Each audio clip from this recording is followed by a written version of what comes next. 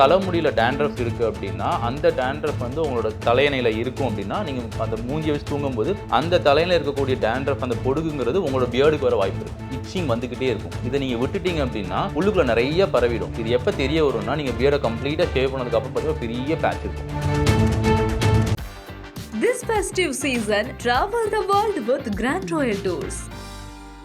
அழகு தரும் மூலிகைகள், ஆரோக்கியம் தரும் மருத்துவர்கள். டாக்டர் ஸ்ரீவர்மாஸ்.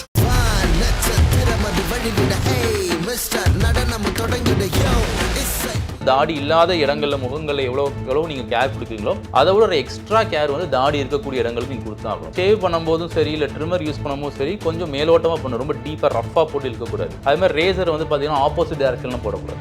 நீங்கள் பாட்டு இஷ்டத்துக்கு போட்டு விட்டிங்கன்னா அதுக்கப்புறம் முளைக்கக்கூடிய முடி வந்து உங்கள் தோலை பியர்ஸ் பண்ணிட்டு வெளியே வரும்போது பியர்டில் கூட நம்மளுக்கு நரமுடிகள் இருக்கும். அதை வந்து நீங்கள் ஒருவேளை நீங்கள் வந்து அதை கலர் எடுக்கணும். யூஸ்வலாக கலர் நான் ரெக்கமெண்ட் பண்ண மாட்டேன் யூஸ்வலாக அந்த பியர்டில். பட் பண்ணணும்னு நீங்கள் நினைக்கிறீங்கன்னா உங்கள் ஸ்கின்ல டச் பண்ணாத மாதிரி நீங்கள் பண்ணணும். ஒருவேளை அந்த மாதிரி பட்டுச்சுன்னா உங்களுக்கே தெரியாமல் உள்ளே இன்னும் என்ன நடந்துகிட்டு இருக்கும், உங்களுக்கு ஒரு அலர்ஜி நடந்துகிட்டே இருக்கும்.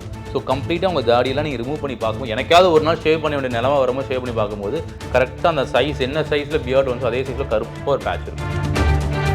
இப்போ நீளமான தாடி வளர்க்குற ஒரு பர்சனாக இருக்காங்க, அவங்க வந்து எப்பயும் போல் ஒரு சிம்பிளான ஒரு ரொட்டீன் தான் ஃபாலோ பண்ணுறாங்க. டெய்லி 2 வேளை சோப் போட்டு குளிக்கிறாங்க அப்படின்னா அது வந்து 4 பேர் ஆகுனா உள்ள அழுக்கு தங்க ஆரம்பிக்கும். ஒரு வேளை ரொம்ப ஆயிலி ஸ்கின்னாக இருந்துச்சுன்னா இங்கே இதுக்குள்ளே இருக்க பருவு ரொம்ப ஜாஸ்தியாக வர ஆரம்பிக்கும். ரெண்டாவது பார்த்தீங்கன்னா அந்த பருவு வந்து உள்ள அவ்வளோ ஈஸியாக நமக்கு தெரியாது. ஸோ அது இன்னும் அதிகமாக ஸ்ப்ரெட் ஆகிட்டே இருக்கும்.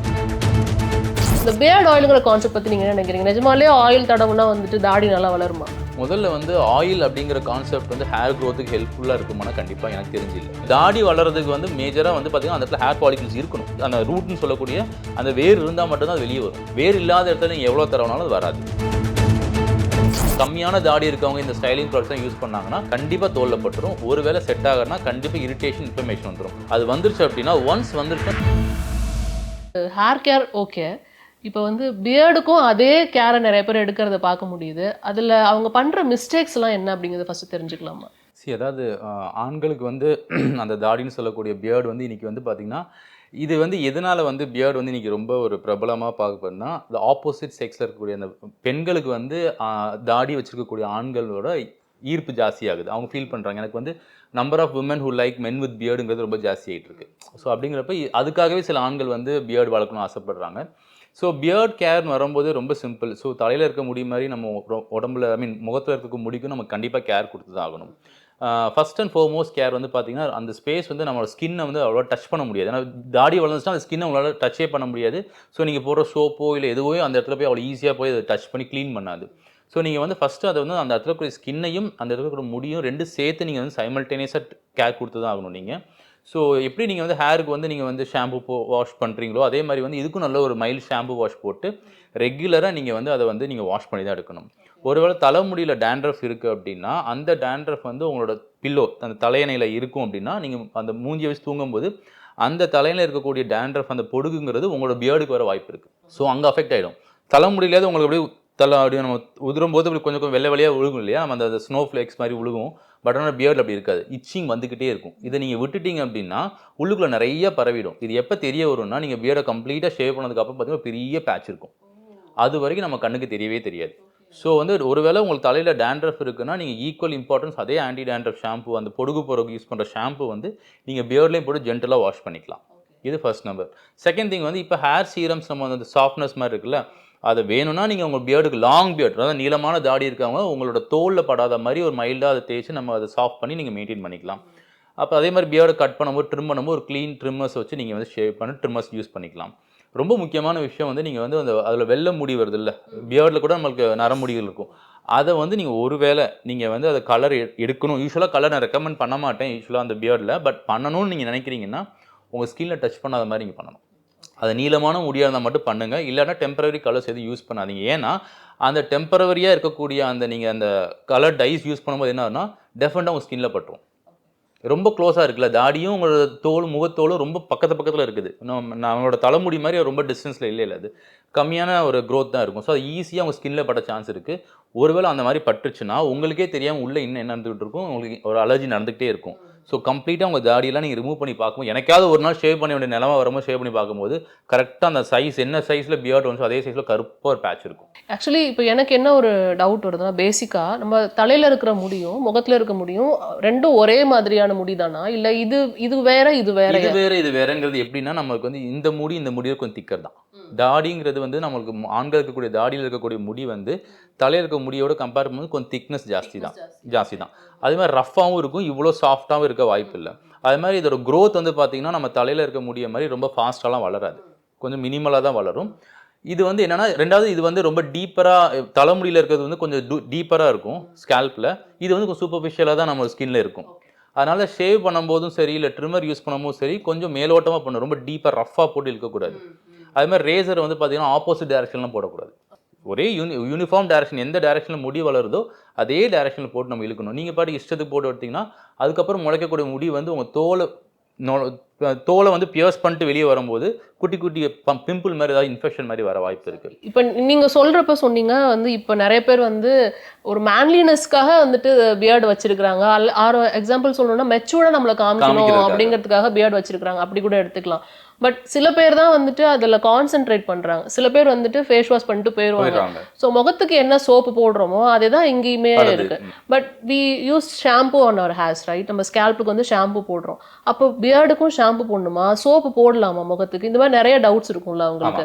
இப்போ வந்து ஷாம்பு வந்து நீங்கள் எப்போ பியர்டுக்கு யூஸ் பண்ணலாம் பார்த்தீங்கன்னா, உங்களுக்கு வந்து பியர்டோட லெங்த் ரொம்ப ஜாஸ்தியாக இருக்குது. நீங்கள் நிறையா வந்து தாடி முடிகள் வந்து நீளம் ரொம்ப ஜாஸ்தியாக இருக்குன்னா அதை நீங்கள் கன்சிடர் பண்ணி ஷாம்பு போடலாம். இல்லைனா சோப்பே போதும். ஆனால் நீங்கள் யோசிச்சு பாருங்கள், சோப்பு வந்து உள்ளே மாட்டிக்கும் தாடிக்குள்ளே. இது மித்த இடங்களில் ஈஸியாக வாஷ் பண்ணி எடுத்துடலாம். ஆனால் சோப்பு இங்கே இருக்கும் போது அவ்வளோ ஈஸியாக உங்களோட தோல்லேருந்து இருக்க முடியாது. ஸோ ரொம்ப மல்டிபிள் டைம்ஸ் நிறைய தடவை நீங்கள் தண்ணி ஊற்றி அதை வாஷ் பண்ணிவிட்டு அதுக்கப்புறம் நீங்கள் க்ளீனாக மெயின்டைன் பண்ணிங்கன்னா சோப்பு உள்ளே தங்கிடும். இதெல்லாம் சின்ன சின்ன டிப்ஸ் தான். அதே மாதிரி பார்த்தீங்கன்னா இது அவ்வளோ ரஃப்பாக இருக்கும், ஏன்னா நம்ம வந்து இது அவ்வளோ கேர் எடுக்க மாட்டோம்ல. அதனால் அந்த ஃப்ரிஸினஸ்ங்க சொல்லக்கூடிய அந்த அந்த ரஃப்னஸ் வந்து நம்ம எப்பவுமே தாடியில் எப்பவுமே இருந்துக்கிட்டே தான் இருக்கும் நம்மளுக்கு. அண்ட் ஆல்சோ வந்து இப்போ நம்ம சோப்புலாம் போடுறோம், அதெல்லாம் போடுறோம், ஓகே. பட் இந்த க்ரீம்ஸ்லாம் யூஸ் பண்ணுறாங்க சில பேர் வந்து. ஃபார் எக்ஸாம்பிள் இப்போ வந்து நிறைய பேருக்கு இந்த அவேர்னஸ்லாம் வந்துருச்சு. ஸ்டைலிங் க்ரீம்ஸுங்கிறத தாண்டி ஸ்கின் கேருக்காக வந்துட்டு க்ரீம்ஸ் யூஸ் பண்ணுறாங்க. ஸோ அதை வந்து நம்ம இந்த இடத்துல யூஸ் பண்ணலாமா? இந்த இடத்துல வந்துட்டு படுறது வந்து பிரச்சனை இருக்குமா, இருக்காது? அந்த மாதிரி நிறைய விஷயங்கள் இருக்கு. எந்த க்ரீம்ஸ் போடுறதா இருந்தாலுமே நம்ம ஃபஸ்ட்டு அந்த க்ரீம் வந்து அந்த ஸ்கின்னுக்கு செட் ஆகுதான்னு நம்ம செக் பண்ணிக்கணும். எல்லா க்ரீமும் எல்லா ஸ்கின்னுக்கும் செட் ஆகாது. ஒரு வேளை போட்டு செட் ஆயிடுச்சுன்னா கன்டினியூ பண்ணிக்கோங்க, ஓகேயா இருந்துச்சுன்னா. இல்லை அலர்ஜி ஏதாவது வருதுன்னா நீங்கள் தயவு செஞ்சு அதை போட வேண்டாம். பட் நான் யூஸ்வலாக ரெக்கமெண்ட் பண்ண மாட்டேன். நான் அதாவது இந்த இடத்தையும் அந்த நம்மளுடைய இந்த நார்மலான நம்ம சீக்கையும் இந்த இடத்தையும் அவங்க வந்துட்டு டிஃப்ரெண்ட்டாக கன்சிடர் பண்ணுமா, இல்லை டோட்டல் ஃபேஸ் வந்து ஒரே மாதிரி தான் கன்சிடர் பண்ணணும்? டோட்டல் ஃபேஸை ஒரே மாதிரி தான் கன்சிடர் பண்ணணும். ஆனால் என்னன்னா, அப்ளை பண்ணுற க்ரீம்ஸையோ இல்லை சோப்பையோ ஏதோ ஒன்று அப்ளை பண்ணுறீங்க, அதை வாஷ் பண்ணும்போது நீங்கள் தாடி இல்லாத இடத்த ஈஸியாக வாஷ் பண்ணி எடுத்துடலாம். அது கழுவி அந்த தண்ணீர் ஊற்றி ஈஸியாக எடுத்துடலாம். ஆனால் தாடி இருக்க இடத்துல உங்களால் ஈஸியாக அதை எடுக்க முடியாது. அதனால் இதுக்கு நிறையா தடவை நீங்கள் வந்து தண்ணீர் ஊற்றி அது கழுவி எடுத்துக்கிட்டே இருக்க வேண்டியது இருக்கும். அவ்வளோதான். இதுக்கு கொஞ்சம் எக்ஸ்ட்ரா நீங்கள் கொஞ்சம் கேர் கொடுக்க வேண்டியது இருக்கும். And hygiene is actually very very important. சில பேர் நான் சொன்ன மாதிரி பேசிக்கான ஒரு விஷயங்கள் மட்டும் பண்ணிட்டு போயிட்டு இருப்பாங்க, பட் பியர்ட் வச்சிருப்பாங்க. அந்த ஹைஜீன் எவ்வளோ இம்பார்ட்டன்ட் அப்படிங்கிறத சொல்லுங்கள். நாள்பட்ட நாளில் வந்துட்டு அது நம்ம கரெக்டாக அதை மெயின்டைன் பண்ணலன்னா என்ன மாதிரியான விஷயங்கள்லாம் வர வாய்ப்பு இருக்குது? ஒருவேளை வந்து இப்போ நீளமான தாடி வளர்க்குற ஒரு பர்சனாக இருக்காங்க, அவங்க வந்து எப்பயும் போல் ஒரு சிம்பிளான ஒரு ரொட்டீன் தான் ஃபாலோ பண்ணுறாங்க, டெய்லி 2 வேளை சோப் போட்டு குளிக்கிறாங்க அப்படின்னா அது வந்து 4 பேர் என்னாங்கன்னா உள்ள அழுக்கு தங்க ஆரம்பிச்சிடும். ஒருவேளை ரொம்ப ஆயிலி ஸ்கின்னாக இருந்துச்சுன்னா இங்கே இதுக்குள்ளே இருக்க பரு ரொம்ப ஜாஸ்தியாக வர ஆரம்பிக்கும். ரெண்டாவது பார்த்தீங்கன்னா அந்த பரு வந்து உள்ள அவ்வளோ ஈஸியாக நமக்கு தெரியாது. ஸோ அது இன்னும் அதிகமாக ஸ்ப்ரெட் ஆகிட்டே இருக்கும். ஸோ அதனால் வந்து இதெல்லாம் உங்களுக்கு வந்து அவாய்ட் பண்ணணும் அப்படின்னா நீங்கள் உங்கள் ஸ்கின்னுக்கு வந்து அதாவது தாடி இல்லாத இடங்களில் முகங்களில் எவ்வளோ நீங்கள் கேர் கொடுக்குறீங்களோ அதை விட ஒரு எக்ஸ்ட்ரா கேர் வந்து தாடி இருக்கக்கூடிய இடங்களுக்கு நீங்கள் கொடுத்தா ஆகணும்.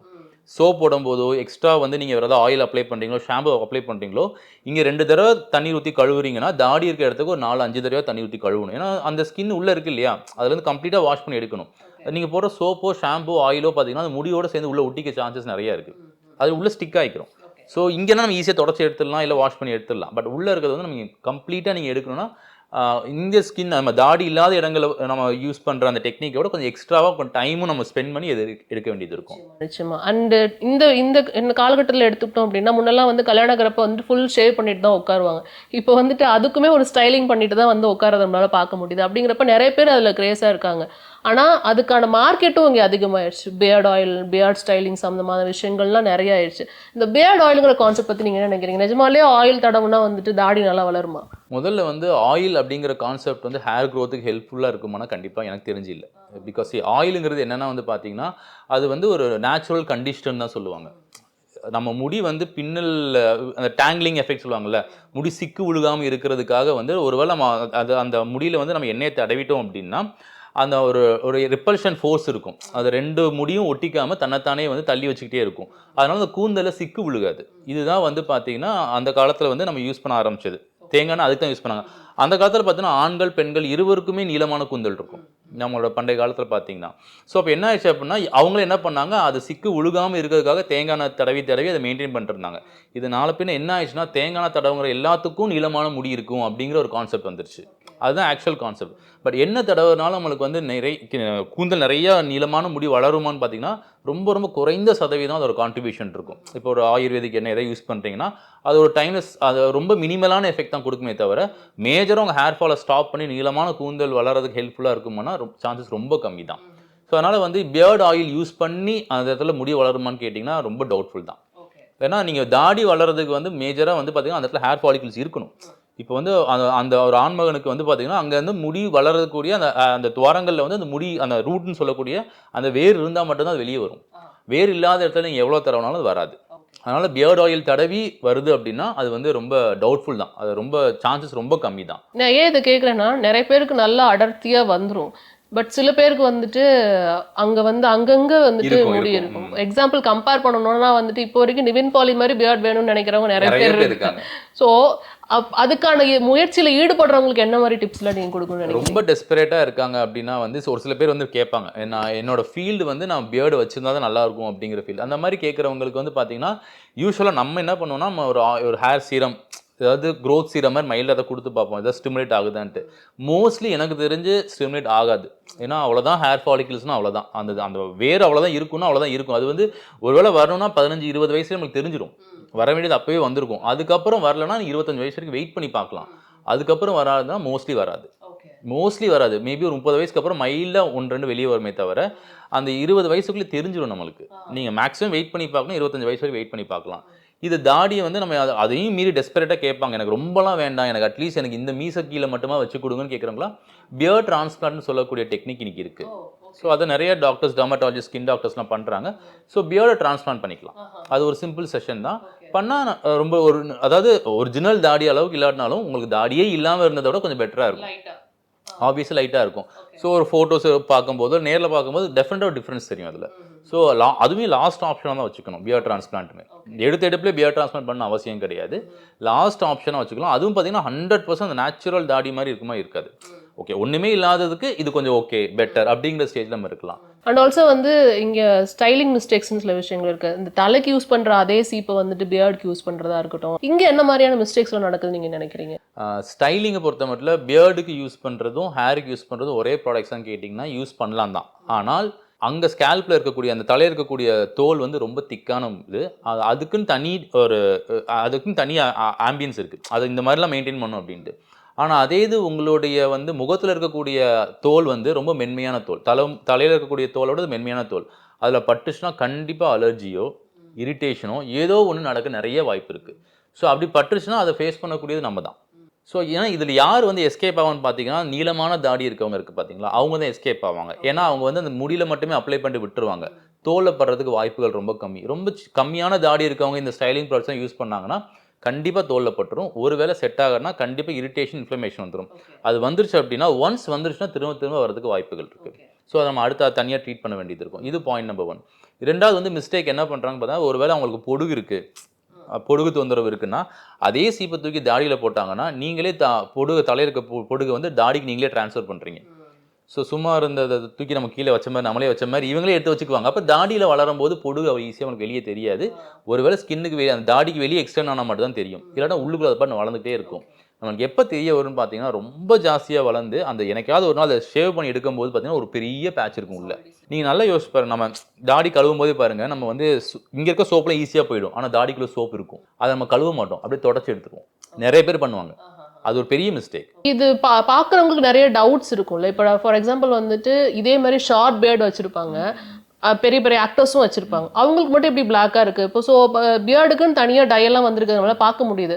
பட் நம்ம அது யூஸ் பண்ணலாமா? ஸோ அது ரீசனபிளான ப்ரைஸில் கிடைக்குமா அப்படிங்கிறது அவங்களுடைய கேள்வியாக இருக்குது. அது மாதிரி ஏதாவது டிப்ஸ் சொல்ல முடியுமா? பியர்டை பொறுத்த மட்டும் நீளமான தாடி வச்சுருக்கவங்க, கொஞ்சம் கம்மியான தாடி வச்சுருக்கவங்க, இதில் யார் எஸ்கேப் ஆகும்னு பார்த்தீங்கன்னா நீளமான தாடி வச்சுருக்கவங்க ஈஸியாக எஸ்கேப் ஆயிடுவாங்க. அந்த ஷார்ட் பியர்டு வச்சுருக்காங்க அவங்க தான் டபுள் த டைம் ரொம்ப ரொம்ப என்ன சொல்கிறது, ரொம்ப ஒரு காஷியஸாக இருக்கணும் அவங்க.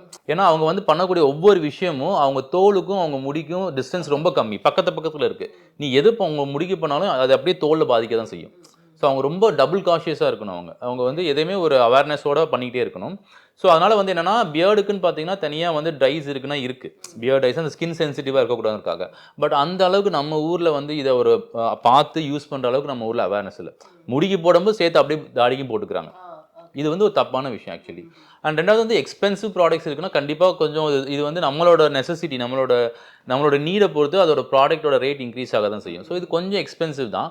ஆனால் most of the time Indian மார்க்கெட்ஸில் இருக்குன்னா இருக்குது, இன்னைக்கு நிறையா வந்திருக்குது. பட் இதை யூஸ் பண்ணுறதுக்கு முன்னாடி நீங்கள் செக், எதுவும் என்னவா இருந்தாலுமே அப்படியே எக்ஸ்பென்சிவ் இருந்தாலும் ஒரு பேட்ச் டெஸ்ட் போட்டு பார்த்துருங்க, முடிஞ்சு போச்சு, அவ்வளோதான். ஒரு ஓரமாக ஒரு நாள் நைட் போட்டுட்டு தூங்கிட்டு, ஒரு நைட் தூங்கணும்னு அவசியம் இல்லை, போட்டு பார்த்துட்டு டையாக இருந்தால் ஒரு 20 மினிட்ஸில் வாஷ் பண்ணி பாருங்கள். எது இரிட்டேஷன் ரெட்னஸ் இல்லைனா உங்களுக்கு செட் ஆயிடுச்சு. அப்போ ஒரு அதை விட கொஞ்சம் அதிகமான ஏரியா போட்டு பாருங்கள், அதுவும் செட் ஆயிடுச்சுன்னா ஃபுல் பியர்ட் போட்டுக்கோங்க. இப்போ இதுலேயே நேச்சுரல் ப்ராடக்ட்ஸும் இருக்குது. இப்போ நம்ம பேசிட்டு இருக்கிற சமயத்துலேயே வந்து ஃபார் எக்ஸாம்பிள் எல்லாருமே நேச்சுரல் தேடி ஓடுறதையும் பார்க்க முடியுது. அப்படிங்கிறப்ப ஹென்னா ப்ராடக்ட்ஸ் யூஸ் பண்ணுறாங்க. டையா வந்துட்டு இதுக்கு ப்ரௌன் ஹென்னா வந்துட்டு யூஸ் பண்ணாதீங்க, நார்மல் ஹென்னா வந்துட்டு பியர்டுக்கு யூஸ் பண்ணுங்க அப்படிங்கிறதெல்லாம் பார்க்க முடியுது. அது ஓகேவா, அட்வைசபிளா? ஹென்னா ப்ராடக்ட்ஸும் அந்த அரவை பொடி இண்டிகோ பவுடர், இது ரெண்டுமே வந்து யூஸ் பண்ணுறதை நானும் பார்த்துருக்கேன். நான் என்னோட பேஷண்ட்ஸே கேட்பாங்க என்கிட்ட, இதெல்லாம் நான் யூஸ் பண்ணலாமா டாக்டர், தலைமுடிக்கு போடும்போது தாடிக்கு போடலாமாட்டு. அதில் என்ன ஒரு அட்வான்டேஜ்னா தலைமுடியோட ஷேடு வந்து அந்த கருப்படிக்கிறது வந்து நம்மளோட தாடியில் அவ்வளோ ஈஸியாக எடுத்துக்க மாட்டேங்குது. அந்த இண்டிகோவும் என்ன அது ஒரு மாதிரி ஒரு வைலட் பர்பிள் ஷேடில் முடிஞ்சிருது, அது தனியாக தெரியுது. ஸோ அந்த தலைமுடிக்கு கொடுக்குற அந்த ஃபினிஷ் வந்து நம்மளோட தாடியில் வந்து அது கொடுக்கல. ஒரு மாதிரி தனியாக ஒரு மாதிரி ஒரு பர்பிள் கலரில் முடியுது அந்த இண்டிகோவும் அந்த அரவப்பொடின்னு சொல்லுவோம், அதுவும் அந்த மருதாணி போடும்போது. ஸோ அது அவங்க அக்செப்டபிளாக இருந்தால் போட்டுக்க சொல்லுங்கள், இல்லைன்னா வந்து அது ஆனால் தனியாக தெரியும். அதனால் யூட்டிலைஸ் பண்ணுறாங்க நிறைய பேர் பண்ணுறாங்க. அது ஓகேவா? இப்போ லாங் ரன்ல வந்து ஸ்கின்க்கு ஏதாவது ப்ராப்ளம்ஸ் வருமாங்க, அதுக்காக கேட்குறேன். ஏன்னா நிறைய பேர் இண்டிகோ பவுடர் வந்துட்டு யூஸ் பண்ணக்கூடாதுங்கிறதையும் சொல்கிறாங்க. அது நேச்சுரல்னு சொல்லி நம்ம நிறைய பேர் யூஸ் பண்ணுறாங்க. அதுக்காக இக்கரை பச்சைங்கிற மாதிரி நம்ம வந்து இந்த டையை விட இது கொஞ்சம் பெட்டர்னு யூஸ் பண்ணிட்டு இருக்கோம். ஆனால் அதுவும் ஒரு டை தான், அது ஒரு கலரிங் ஏஜென்ட் தான். அதுக்குன்னு இருக்கக்கூடிய சைட் எஃபெக்ட்ஸ் இருந்துட்டு தான் இருக்கும் நம்மளுக்கு. ஆனால் அவங்க சரி இவ்வளோ எனக்கு தீங்கு விளைவிக்கக்கூடிய ஒரு விஷயத்தை யூஸ் பண்ணுறதுக்கு கம்மியான தீங்கு கொடுக்கக்கூடிய இந்த இண்டிகோ பவுடர் யூஸ் பண்ணிக்கன்னு சொல்லி யூஸ் பண்ணிட்டு இருக்காங்க. ஓகே, பட் அது வந்து கம்பேரிட்டிவ்லி ஓகே, அவ்வளோதான். பட் அது நம்ம வந்து அதுக்குன்னு இருக்கக்கூடிய எஃபெக்ட்ஸ் இருக்கதான் செய்யும். இல்லைன்னா நம்ம அந்த முதுமைக்கு நிறைய அழகுங்கிற மாதிரி நம்ம நரமுடி வந்துருச்சு இந்த ஏஜ்ல அக்செப்ட் பண்ணிக்க வேண்டியது, அவ்வளோதான். This festive season, travel the world with Grand Royal Tours. அழகு தரும் மூலிகைகள், ஆரோக்கியம் தரும் மருத்துவர்கள். டாக்டர் ஸ்ரீவர்மாஸ்.